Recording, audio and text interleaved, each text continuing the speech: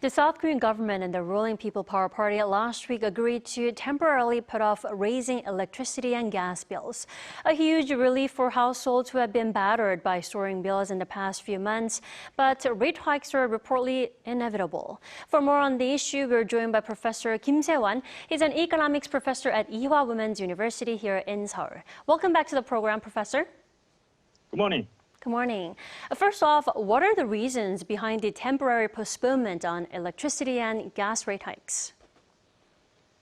A quick answer to the question is because higher energy bill gives a big burden to general households, and also because it is more important than energy companies' business losses. Utility bills rose almost 28% on year last month, the highest among all sectors, and 6 times the 4.8% inflation. Given this situation, Korean government is taking longer than expected to announce new electricity and gas bills for the second quarter. The delay comes amid calls by politicians and the public to ease the burden of rising energy prices, even as public utility companies suffer mountain losses from artificially low rates. Mm-hmm.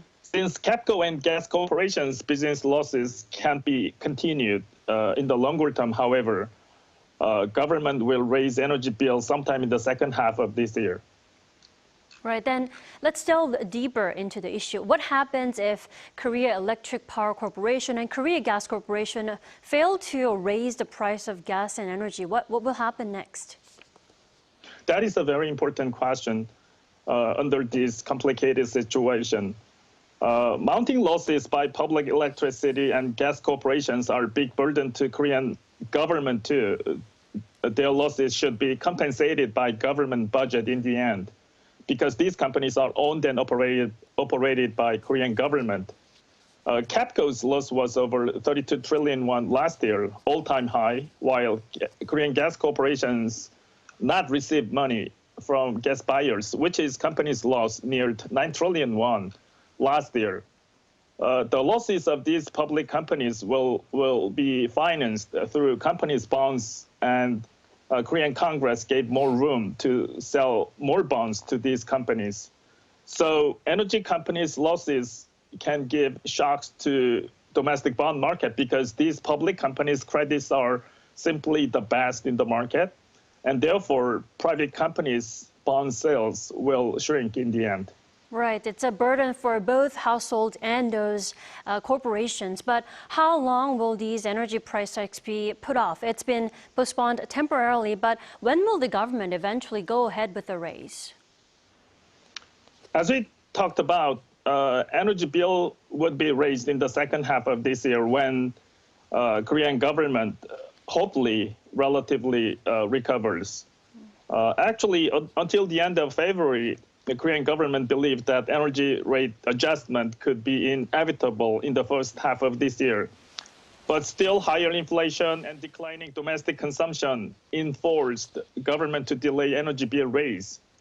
Thanks to negative impacts of higher business losses of public energy companies, there is a strong voice that electricity and gas bills needs to be rationalized very soon.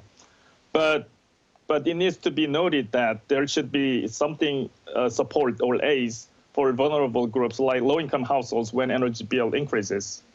Right. Briefly, energy bills have always been a headache for South Korean households. But what is the energy bill situation like in other countries?